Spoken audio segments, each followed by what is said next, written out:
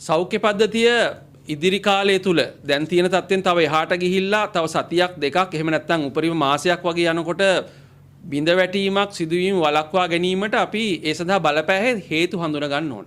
රජ වෛද්‍යාරික සංගමයේ විදිහට මේ මොහොතේදී පවතින සෞඛ්‍ය තත්ත්වයේ ඒ තත්ත්වයන් ඉදිරි කාලය තුල බිඳ වැටීම සඳහා බලපෑ හැකි ප්‍රධාන හේතු දෙකක් හඳුනාගෙන තියෙනවා. ඒකෙන් පළවෙනි හේතුව තමයි අත්‍යවශ්‍ය ජීවිතාරක්ෂක ඖෂධ ඇතුළුව රෝගවලට රෝගීන්ට සුලභව භාවිතා කරන ඖෂධ ගණනාවක මේ මොහොතේදී ඇති වෙලා තියෙන හිඟය උග්‍ර හිඟයක් බවට පත් වෙලා දැඩි සත්කාර ඒකකවල ඖෂධ පවා හිඟවීමේ තත්වයක් නිර්මාණය වෙමින් තියෙනවා. ඒ නිසා ඒ සම්බන්ධයෙන් අද දවසේ කඩිනමින් ක්‍රියාත්මක වුනේ නැත්නම් ඉදිරි මාසයක කාලය තුල සෞඛ්‍ය පද්ධතිය ඖෂධ හිඟය හරහා ඊටාම තීරණාත්මක ලෙස බිඳ වැටීමට නියමිතයි. දෙවෙනි කාරණය සමහර විට ඊටත් වඩා බරපතල වෙන්න පුළුවන්. අපි මොන විදියකින් හරි ඖෂධ ටික රෝහල් වලට දීලා ඖෂධ සහ අනික් පහසුකම් රෝහල් වල ස්ථාපිත කළත් රෝහල් වල ඉන්න වෛද්‍යවරු ඇතුළු සෞඛ්‍ය කාර්ය මණ්ඩල වලට රාජකාරියට එන්න වටපිටාවක් නැත්තම් විශේෂයෙන් මේ පවතින ඉන්ධන අර්බුදය හරහා රෝහල් වල මොන පහසුකම තිබුණත් වැඩක් නැහැ. රෝහල් වල වෛද්‍යවරු නැත්තම් රෝහල් වල අනිත් කාර්ය මණ්ඩලේ නැත්තම්. ඒ නිසා දෙවෙනි තීරණාත්මක සාධකය තමයි සෞඛ්‍ය කාර්ය මණ්ඩලයට රෝහල් වෙත ළඟාවීම සඳහා රාජකාරියට පැමිණීම සඳහා අවශ්‍ය වටපිටාව ඒ සඳහා අවශ්‍ය කරන පහසුකම් සම්පාදනය කිරීමකින් තොරව සෞඛ්‍ය පද්ධතිය ඉස්සරහට ගමන් කිරීමක් සිද්ධ වෙන්නේ නැහැ. තමුන්නාන්සලා පහුගිය දවස්වල දැක්කා ජනමාධ්‍යම වාර්තා කරලා තිනවා පුද්ගලයෝ විදිහට සමහර රෝහල් විදිහට ඒ රෝහල් වල සහ ඇති වෙලා තියෙන තත්ත්වයන්. සමහර විශේෂඥ වෛද්‍යවරුන්ට පවා පැය 10 12 තෙල් පෝලිං වල ඉන්න වෙලා තිනවා අත්‍යවශ්‍ය වෙච්ච සමහර ශල්‍ය කර්ම පවා ප්‍රමාද කරමින්. මේක ඊටාම අවාසනාවන්ත තත්ත්වයක්. ඒ අනුව රජ වෛද්‍යාරික සංගම විදිහට මේ තත්ත්වයන් සඳහා කඩිනම් විසඳුම් ලබා දීම බලධාරීන් සතු අත්හල නොහැකි වගකීමක් විදිහට අපි සලකනවා. මොකද අවසාන ප්‍රතිඵලය තමයි ජනතාවට ජීවිත වලින් වන්දි ගෙවන්න වෙන්නේ. එක පැත්තකින් ඖෂධ හිඟේ අනිත් පැත්තෙන් ඖෂධ දුන්නත් රෝහල් වල වැඩ කරන කාර්ය මණ්ඩලේ නැත්තම් ඒ ඖෂධ වලින් ප්‍රතිඵලයක් ගන්නත් බැරි වෙනවා. ඉතින් මේ කාරණා දෙකම එක හා සමාන වැදගත් තත්ත්වයක් කියලා අපි සලකන හින්දා තමයි අපි මේ කාරණය ගැන මේ විදිහට කතා කරන්නේ. ඒතකොට විශේෂයෙන්ම රජ වෛද්‍යාරික සංගම විදිහට පහුගිය කාලය තුලත් අපි දිගටම කියපු දෙයක් තමයි විශේෂයෙන් මේ ඖෂධ හිඟය ගැන කතා කරනකොට අපි නිරීක්ෂණය කරන දේ තමයි මේ ඖෂධ හිඟය හුදෙක් මේ ආර්ථික අර්බුදය හරහාම නිර්මාණය වෙච්ච දෙයක් නෙමෙයි.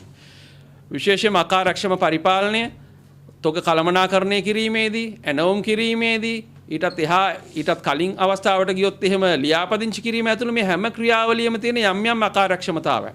ඒ වගේම යම් දූෂිත ගනුදෙනු පැහැදිලිවම බලපාලා තියෙනවා අද දවසේ මේ තියෙන තත්ත්වයට. ඒ සැපයුම්කරුවන්ට මුදල් ගෙවීමේ ඇති වෙලා තියෙන ප්‍රශ්න, සැපයුම්කරුවන් ලියාපදිංචි කිරීමේ ඇති වෙලා තියෙන ප්‍රශ්න, තොග බෙදා හැරීමේදී ඇති වෙලා තියෙන ප්‍රශ්න මේ සියල්ලම අද දවසේ මේ පවතින තත්ත්වයට බලපාලා තියෙනවා. ඒ නිසා රජ වෛද්‍යාරික සංගමයේ විදිහට මෙන්න මේ කියන කාරණයක් එක්ක අපි ප්‍රධාන යෝජනා 3ක් දෙනවා මේ ඖෂධ හිඟේ කළමනාකරණය කර ගැනීම සඳහා. ඒ තමයි පළවෙනි එක තමයි රාජ්‍ය වියදම් ප්‍රමුඛතාගත කිරීමේදී සෞඛ්‍ය විශේෂයෙන්ම ඖෂධ මිලදී ගැනීම සඳහා මේ ප්‍රමුඛතාවය කොතනද කියලා රජයේ ප්‍රතිපත්තිමය තීන්දුවක් ගත යුතුයි. දැන් ලෝක බැංකුවෙන් අපිට මුදල් සැපයුවොත් එහෙම ඖෂධ මිලදී ගැනීම සඳහා වෙන් කළා.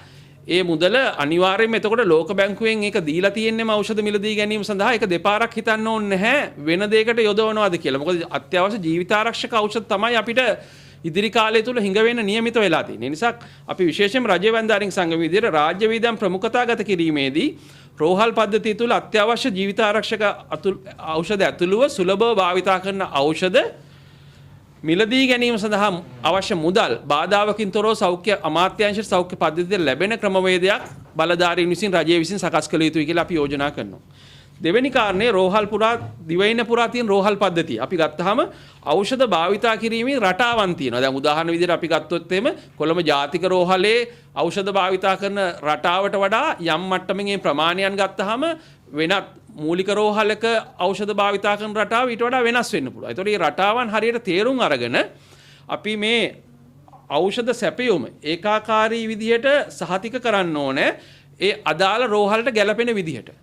දැන් සමහර වෙලාවට අපි ඒ රෝහලේ පහුගිය වර්ෂ කිහිපයක සහ පහුගිය කාර්තු වෙන්න පුළුවන් ඒ තියෙන තත්ත්වයන් අධ්‍යයනය කරන්නේ නැතුව අපි ඖෂධ බෙදා හැරීම සිද්ධ කළොත් එහෙම ඒකාකාරී නොවන සැපයුමක් අවසානයේ සමහර විට කෙටි කල්ලිකුත්වීමේ දිනයක් නම් තියෙන්නේ. හරි කළමනාකරණයකින් තොරව රටේ මුදලුත් අපතේ ගිහිල්ලා ඖෂධ අපතේ යාම තමයි සිද්ධ වෙන්නේ.